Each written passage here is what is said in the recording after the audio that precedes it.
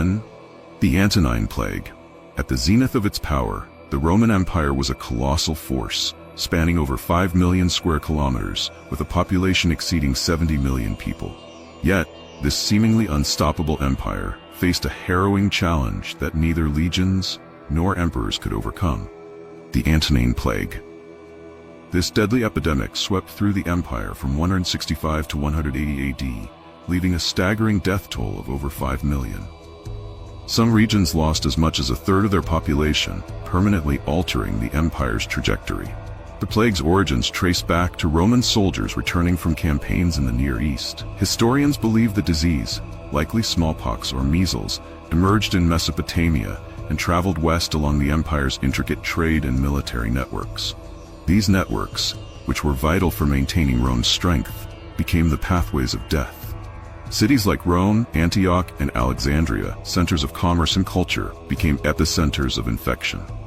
To visualize its scale, imagine a world where 2,000 people die every day in Rome alone. In certain regions, agricultural production collapsed as fields lay untended, leading to food shortages and inflation. The Antonine Plague was as horrifying in its symptoms as it was in its spread. Victims endured relentless fevers, excruciating abdominal pain, and severe diarrhea. The most distinct feature was a pustular rash that covered the body, leaving disfiguring scars on those who survived. Mortality rates were estimated between 10% and 30%, with some densely populated areas experiencing even higher death rates.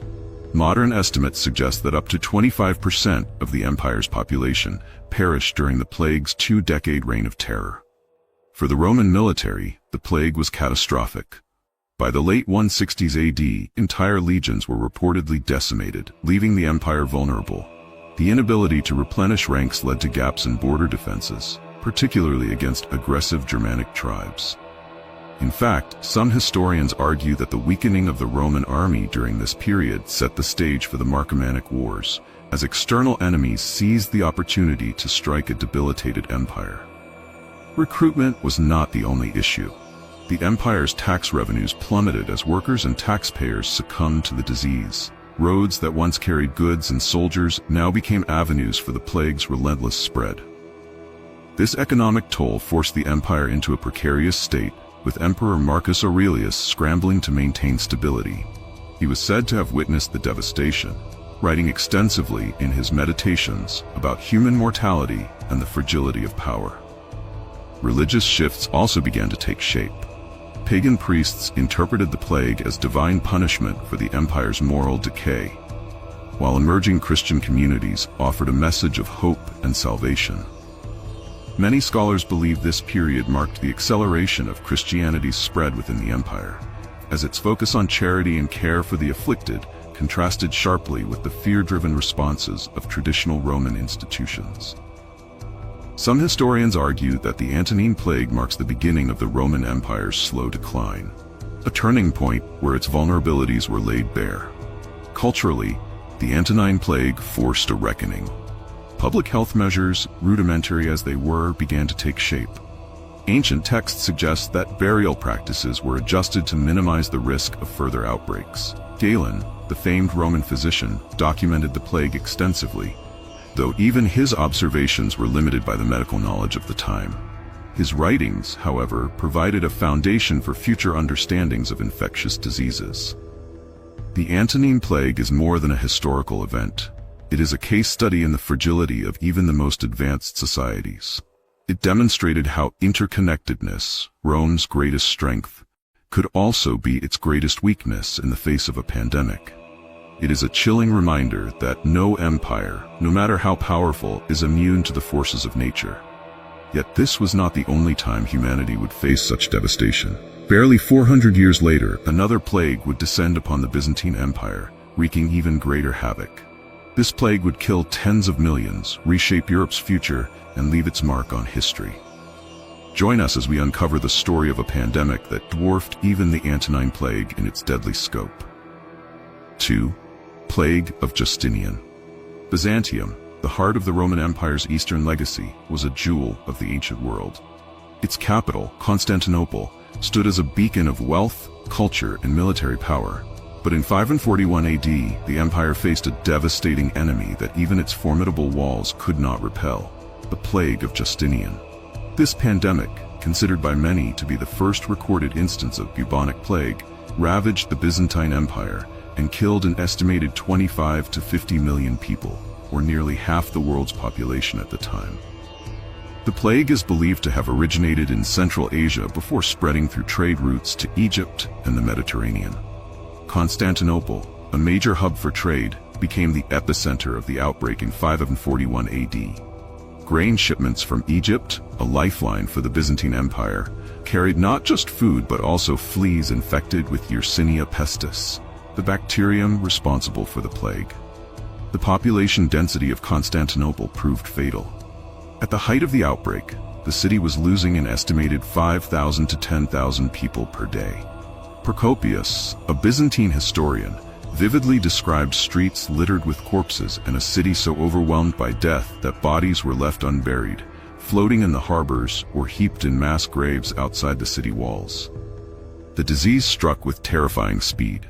Victims initially suffered from fever, chills, and swollen lymph nodes, commonly known as buboes.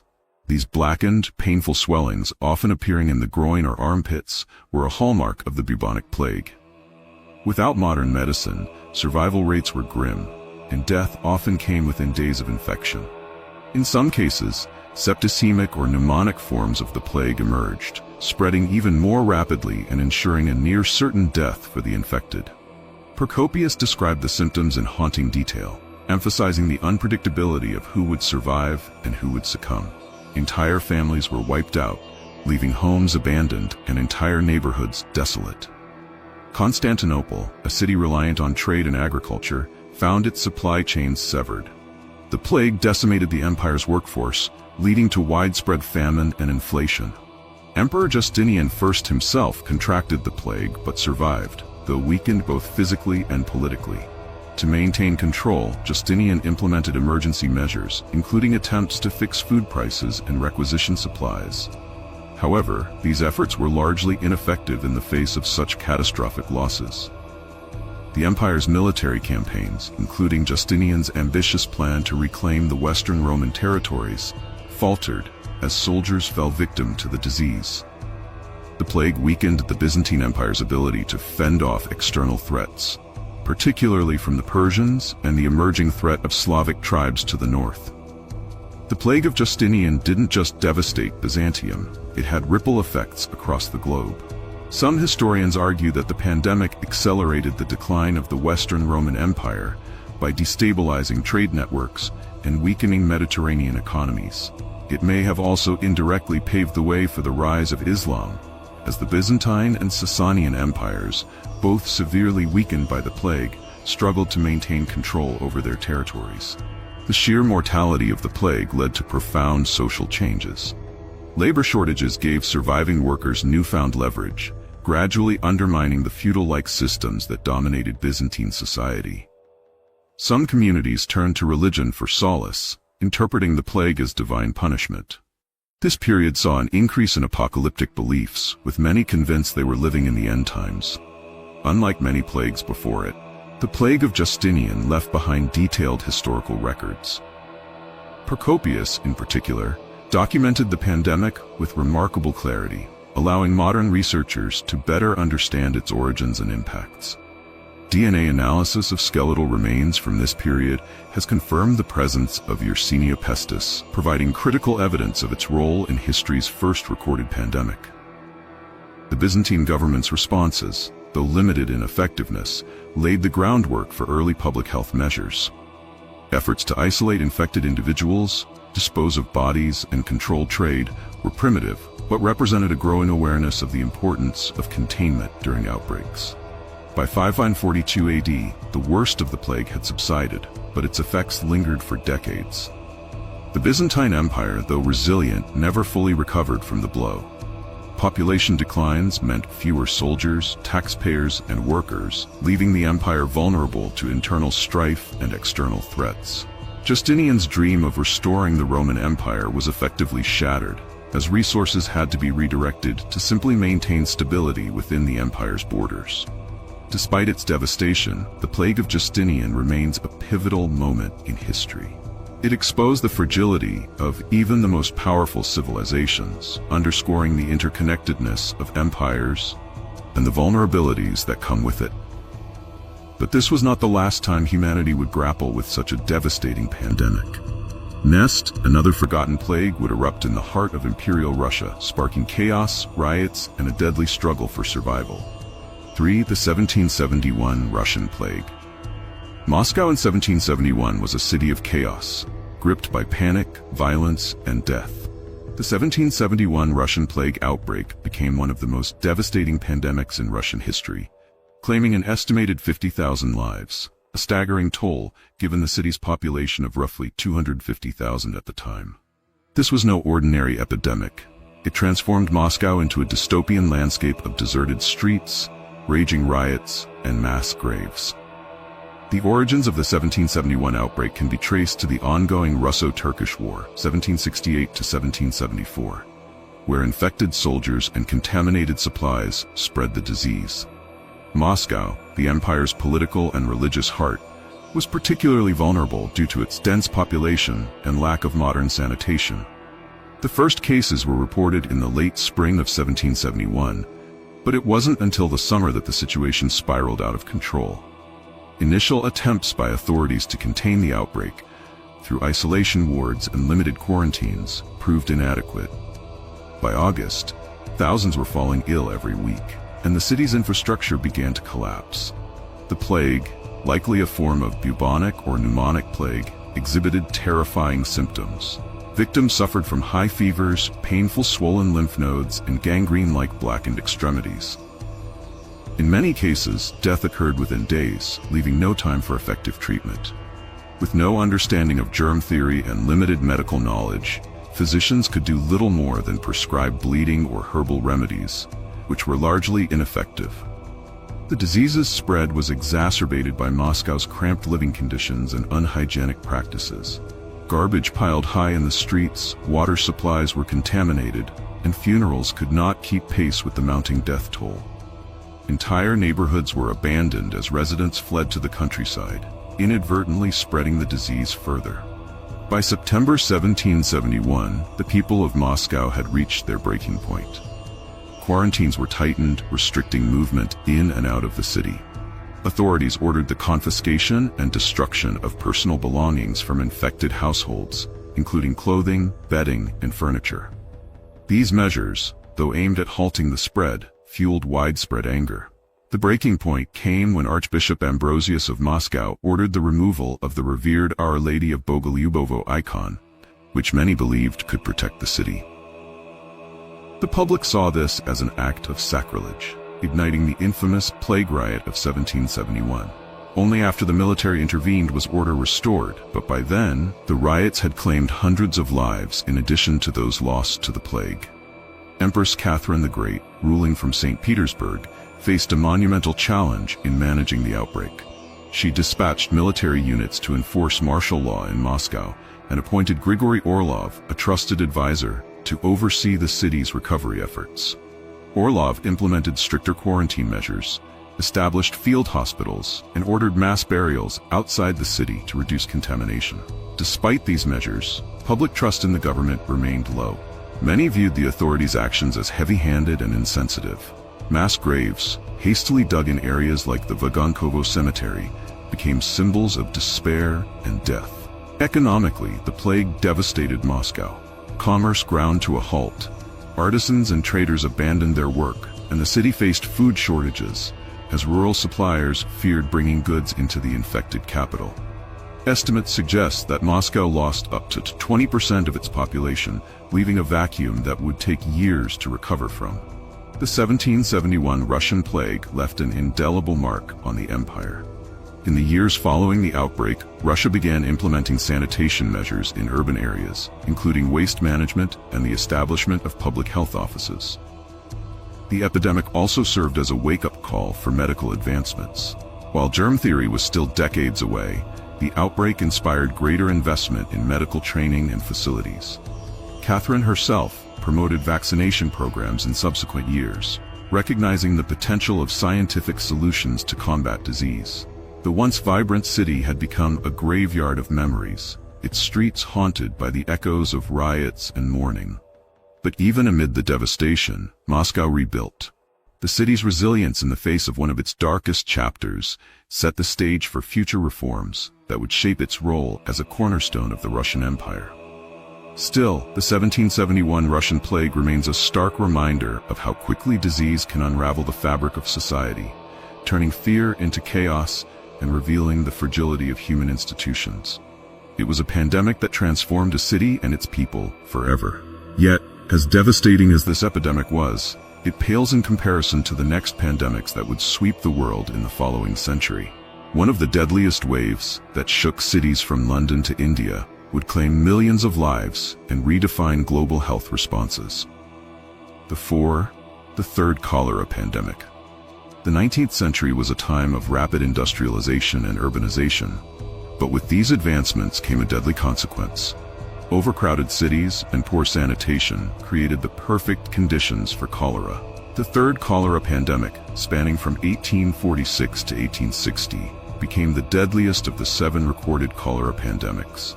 It claimed more than 1 million lives worldwide and fundamentally changed the way public health crises were managed. Unlike earlier pandemics, the third cholera pandemic was truly global in its reach. Originating in the Ganges River delta of India, where cholera had long been endemic, the disease spread along burgeoning trade routes to Europe, the Americas, and beyond. By the mid-19th century, faster modes of transportation, such as steamships and railroads, enabled cholera to traverse continents in weeks rather than years. London, Paris, New York, and Bombay became hotspots of infection, with thousands falling ill within weeks of the disease's arrival. In Britain alone, cholera claimed over 50,000 lives in 1854, decimating communities already weakened by poverty and poor sanitation. Cholera is a waterborne illness caused by the bacterium Vibrio cholera, which spreads through contaminated water and food. Its symptoms are sudden and brutal: profuse watery diarrhea, vomiting, and rapid dehydration.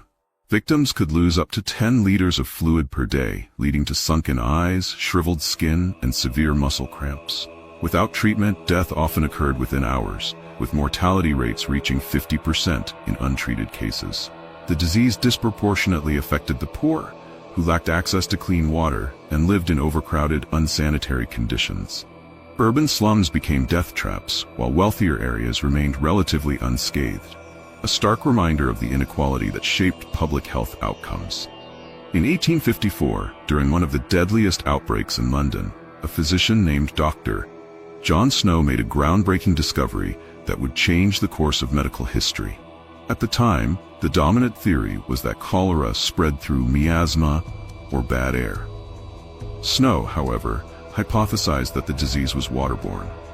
To prove his theory, Snow conducted a meticulous investigation in the Soho neighborhood of London, mapping cases of cholera and identifying a contaminated water pump on Broad Street as the source. By persuading authorities to remove the pump handle, Snow effectively ended the outbreak in that area, saving countless lives. This investigation marked the birth of modern epidemiology, the study of how diseases spread, and demonstrated the importance of data and observation in combating epidemics. The third cholera pandemic served as a catalyst for major public health initiatives. Governments around the world began to recognize the critical role of clean water and sanitation in preventing disease. In Britain, the cholera outbreak spurred the construction of modern sewer systems, such as the London Sewer Network, designed by engineer Joseph Bazalgette. These systems drastically reduced the incidence of waterborne illnesses in urban areas. The lessons learned during the third cholera pandemic paved the way for advances in sanitation that saved millions of lives in the decades to come. By the time the pandemic ended in 1860, cholera had claimed over 1 million lives, with India bearing the brunt of the deaths, estimated at over 600,000 fatalities. The economic impact was severe. Businesses shuttered, and governments spent vast sums on quarantine efforts, medical supplies, and public works projects. Cholera's ability to paralyze entire cities underscored the need for coordinated international responses to pandemics. a concept that would later give rise to organizations like the World Health Organization, WHO. The third cholera pandemic also sparked scientific advancements. While an effective vaccine wouldn't be developed until the late 19th century, the pandemic inspired researchers to better understand the bacterium responsible for the disease. In 1854, Italian anatomist Filippo Pacini first identified Vibrio cholera, though his findings were largely ignored at the time. It wasn't until the work of German scientist Robert Koch decades later that the bacterium was universally recognized as the cause of cholera. These discoveries laid the groundwork for future vaccines and treatments. The third cholera pandemic was a watershed moment in the history of public health. It highlighted the importance of scientific inquiry, infrastructure, and equitable access to resources. But cholera is far from a relic of the past. In modern times, outbreaks continue to claim lives, particularly in vulnerable regions such as Yemen and Haiti. The lessons of the third cholera pandemic remain painfully relevant, reminding us that access to clean water is not just a necessity, but a fundamental human right. As the pandemic subsided, the world believed it had seen the worst. Yet, in 1910, another forgotten plague emerged in the frigid lands of Northeast Asia, threatening to spread across continents. The pneumonic pandemic would soon test the limits of human resilience and international cooperation. Final chapter: the Manchurian Plague. The frigid landscapes of Northeast Asia in the early 20th century bore witness to one of the most lethal outbreaks of pneumonic plague in human history. The Manchurian Plague, spanning from 1910 to 1911, killed over 60,000 people in less than a year. This outbreak not only devastated local populations, but also became a turning point in global efforts to combat infectious diseases. The Manchurian Plague is believed to have originated in marmots, rodents native to the region, whose fur was highly prized in the international trade. Marmots infected with Yersinia pestis, the bacterium responsible for plague, passed the disease to humans, where it mutated into its most deadly form, pneumonic plague. Unlike the bubonic variant, which spreads through flea bites, pneumonic plague is airborne and transmitted directly between humans through respiratory droplets. The disease first appeared among workers on the Chinese Eastern Railway, a network connecting Russia to northern China. These laborers, often living in crowded and unsanitary conditions, provided fertile ground for the plague to spread rapidly. By the end of 1910, the epidemic had reached the bustling trade hub of Harbin, a city with a population of over 100,000. The pneumonic plague is the most aggressive form of plague, with a nearly 100% fatality rate if untreated. Victims experienced sudden high fevers, intense chest pain, coughing up blood, and severe respiratory distress. Death typically occurred within 24 to 72 hours after the onset of symptoms, leaving little time for medical intervention. The disease's rapid progression and airborne nature made it exceptionally difficult to control. In Harbin, entire households were wiped out within days, and hospitals quickly became overwhelmed. Physicians lacked effective treatments, relying instead on isolation and rudimentary care. Dr. Wu Linte, a Cambridge-educated physician, was appointed to lead the response. He is often credited as the first Chinese epidemiologist, and his innovative strategies during the Manchurian Plague earned him international recognition. Dr. Wu introduced the use of cloth face masks, which he designed to cover both the mouth and nose, effectively reducing airborne transmission. This marked one of the earliest recorded uses of face masks in controlling infectious disease outbreaks. He also implemented strict quarantine measures, closed public gathering spaces, and ordered the immediate cremation of plague victims to prevent further spread. However, Wu's decisive leadership, backed by government support, helped prevent the disease from spreading beyond Northeast Asia. In response to the crisis, China hosted the International Plague Conference in 1911 in Mukden, now Shenyang, bringing together 23 nations to discuss strategies for combating infectious diseases. This conference marked a milestone in global health cooperation, laying the groundwork for future international collaborations, including the eventual establishment of the World Health Organization, WHO. Dr. Wu presented his findings at the conference, advocating for the widespread adoption of face masks, improved sanitation, and standardized quarantine protocols. His work not only contained the Manchurian plague, but also set a precedent for modern approaches to managing epidemics. Yet, the crisis also highlighted the importance of coordinated responses and the role of science in combating pandemics. The Manchurian plague demonstrated the devastating potential of airborne diseases and the critical importance of early containment. Dr. Wu's innovative use of masks and his emphasis on rapid response became foundational principles in epidemic management. His work continues to influence public health policies to this day. Though the Manchurian plague was contained within a year, its legacy endures. It serves as a reminder of humanity's vulnerability to infectious diseases and the resilience required to combat them. These forgotten pandemics may seem like distant tragedies, but their stories hold critical insights for the modern world. History is a tapestry woven with triumphs and tragedies, and the stories of these 5 forgotten plagues reveal humanity's eternal struggle against disease. These plagues were not merely events of their time. They were pivotal moments that forced societies to adapt and innovate. Modern epidemiology, sanitation systems, and global health organizations owe their origins to the lessons learned from these devastating outbreaks. Yet the question remains, have we truly learned enough? Today, in an era of globalization, climate change, and rapid urbanization, the risks of pandemics are ever present. The challenges faced by our ancestors resonate deeply in our own time. With advances in science and technology, we are better equipped than ever to combat disease. But are we prepared to address the inequities, mistrust, and disinformation that often accompany public health crises? As you reflect on these forgotten pandemics, consider this. Will future generations look back on our time and see it as one of resilience and progress, or one where the same lessons had to be painfully relearned? Thank you for watching and exploring this vital piece of forgotten history. If you found these stories fascinating, make sure to like this video, subscribe to the channel, and hit the notification bell so you don't miss more content that brings history's most incredible stories to life. Thank you. See you next video.